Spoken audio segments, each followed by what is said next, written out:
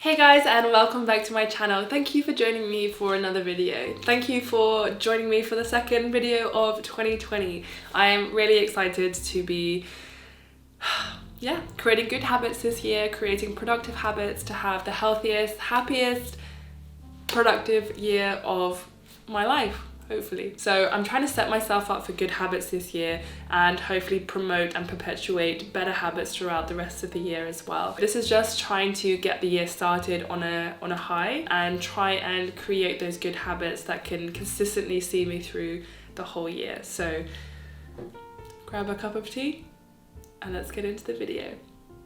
So I've come up with 8 habits that for me personally I have found in the past really perpetuate good habits and better kind of more positive feelings when I engage in certain habits that just promote positivity. So I am trying to be productive this year, and one of my main goals is to be super consistent in health and fitness, in my work and sort of uploads and things like that, and also in sort of self-care as well. So I wanted to share them with you. These are 8 habits that I'm going to be trying to implement into my life. They might seem small to you, but for me they make such a big impact especially when I manage to make all of them really great habits. So hopefully you can take a little bit of inspiration from this, but pick and choose what you might find helpful and just leave the rest.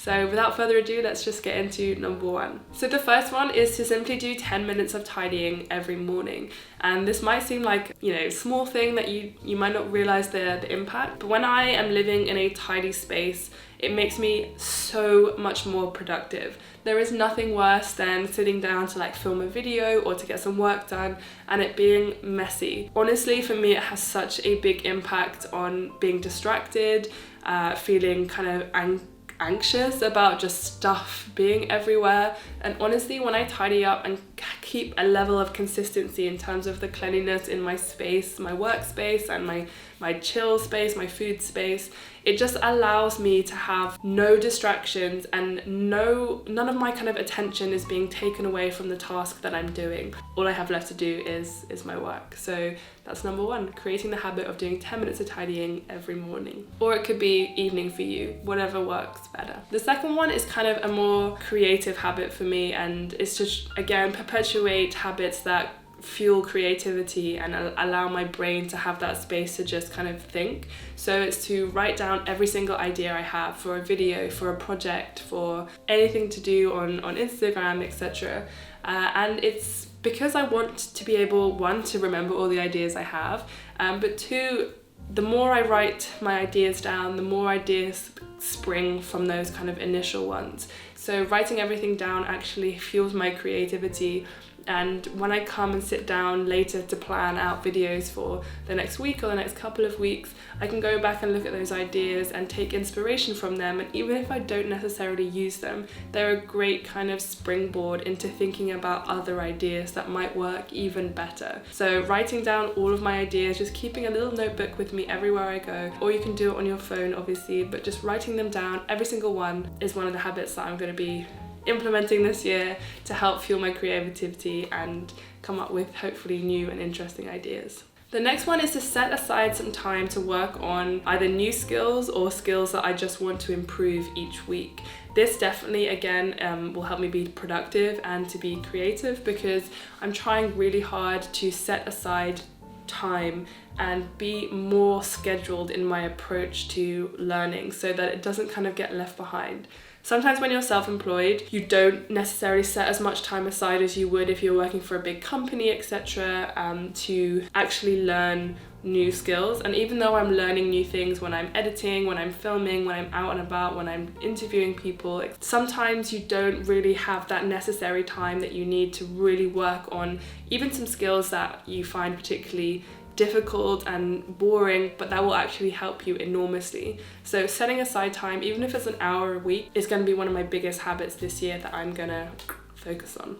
The next one is to read books that I wouldn't usually read, and it's mainly because I'm going to be spending a lot of time not on social media, and I need to be able to learn and get a lot of information elsewhere. So I want to be reading lots of books that aren't necessarily the way that I think, or a very differing opinion, or a very conservative opinion, or reading from a very different perspective, trying my best to unlearn those things that I've learned from school about reading from certain opinions and biases, and really understanding, for example, history from a very different perspective, not just kind of like the white man historian in Britain perspective. So I'm trying to make sure that I'm reading really widely in books that I wouldn't usually read, not because I don't want to read them, but because I haven't been exposed to them, or I haven't exposed myself to them, and I've been sitting in this box of, I'm only going to get recommendations from this person and this person, and I'm only going to get a recommendation from this person that I follow online.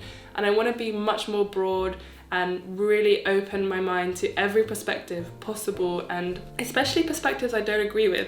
So obviously I'm very liberal, and we have a conservative government in the UK, so it's really important that I really understand actually, you know, what they're about, their manifesto, everything that kind of goes into that, so that I can better understand my position and how I can help in smaller ways where my government is not serving certain communities. What can I do personally or with my platform to help serve those communities in the absence of a supportive government? So reading widely, much more widely, and perspectives I wouldn't usually read is definitely a big habit I'm going to be implementing, and I think it's really important, especially if you are, I don't know, work in social justice or work in any kind of activism, expanding our minds. So the next one is creating a Workday plan. So each morning, kind of scheduling for the day exactly how I want to carve out my time, and even more broadly than that, creating the habit of, at the beginning of each month, kind of setting out certain filming days, researching days, learning days, editing days, boring admin, email days, kind of understanding how to schedule properly and carve out the right amount of time so that you're helping learn yourself,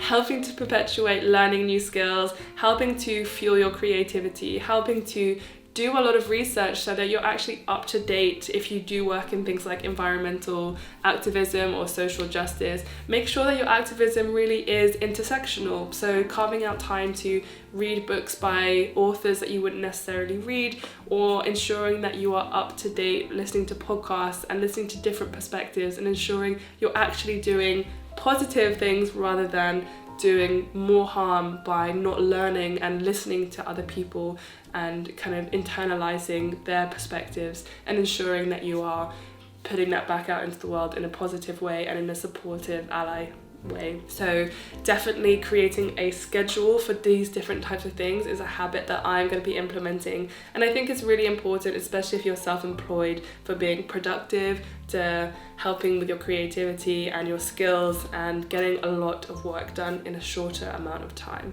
The next one is to have tech-free time. When I have tech-free time, so for example at the weekends, I'm going to be having absolutely no social media whatsoever. I can't completely put my phone down because I want to be able to communicate with my boyfriend, and sometimes, you know, if you're creating plans with your friends, etc. But I will be having lots of tech-free time, especially when I'm really working on something, like I'm reading something, or I'm planning and I don't need to have a computer or something, or in the evenings when I want to be hanging out with my friends or my family, or just creating a lovely healthy meal. Then having tech-free time is definitely going to be really important for me. And being ill over Christmas, I had the flu, I was so ill. Being that ill meant that I had no capacity to even look at any kind of screen, and it had such a big impact. And even though I was delirious for a lot of Christmas, I was still a lot more present than I would have been if I was constantly on my phone. So creating a habit and carving out time to have tech-free kind of time is really important for me this year, and it could be for you guys as well, especially in terms of productivity. The next one is to meditate for 5 minutes a day. I'm not necessarily the biggest fan of meditation, but I have read so many things that swear that meditation is really good for productivity. So I'm doing something that's very manageable, 5 minutes a day, and just creating that habit because apparently it's really good for productivity. So I'm going to be trying it out for as long as possible and building that habit of just doing 5 minutes a day, because the research says so, guys. The research says so. I'm going to be much better at following research and kind of understanding the different aspects of meditation that really help you to be more productive, to be more focused, and hopefully that will really feed into the workflow I'm doing, so I can have much more dedicated focused time because of the meditation and less kind of distracted time where I don't really want to do anything and I'm procrastinating instead. So 5 minutes of meditation every day. Apparently it's good for you guys. Apparently it's good. And the last one is to build the habit of actually exploring ideas and projects that really excite me, even if nobody else will ever see it. Too often, especially I see this a lot in YouTubers, there will be wonderful ideas and projects that they'll have and they'll get really excited by it, but they will never pursue it because it won't work with their channel or just won't work with the algorithm, etc. But I want to build the habit of exploring those ideas and projects even if nobody sees them, because it could just be a wonderful personal project, or it could be this wonderful idea that you follow, and even though you get to a certain point with it and you don't see it going anywhere, it might spark inspiration or an idea for something else. You never know where these avenues might take you. It could also introduce you to a different person that might have a really wonderful other idea, or you could take it to a friend and they could help you kind of figure out where you could actually take it, or a completely different avenue that has been inspired by that initial project or idea. I also think that we don't do enough exploration and creativity just for the sake of creating. One of the things that I realized in 2019 was I was much more focused on following or much more drawn to a lot of YouTubers like Jordan Clark, who just creates because she loves creating, and she art journals because it excites her and it makes her feel good and positive. And I want to be doing a lot of that this year, just creating for creativity's sake, because at the end of the day, that's what makes me happy and that's what brings me joy, and that will give me a lot more energy and motivation to keep creating and create things that are relevant for my YouTube channel and for my Instagram and for hopefully other projects outside of social media. So building that habit is going to be really good for me this year, and it could be really good for you guys as well. Even if you don't see yourself as a creative person, it doesn't mean you're not creative. You still have ideas, you still have wonderful, things that you can explore. So definitely think about it.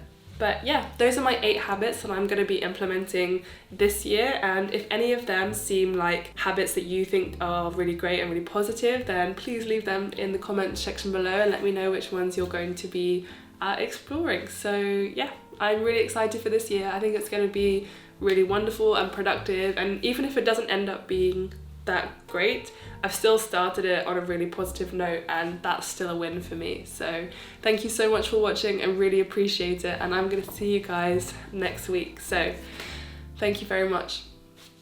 Bye.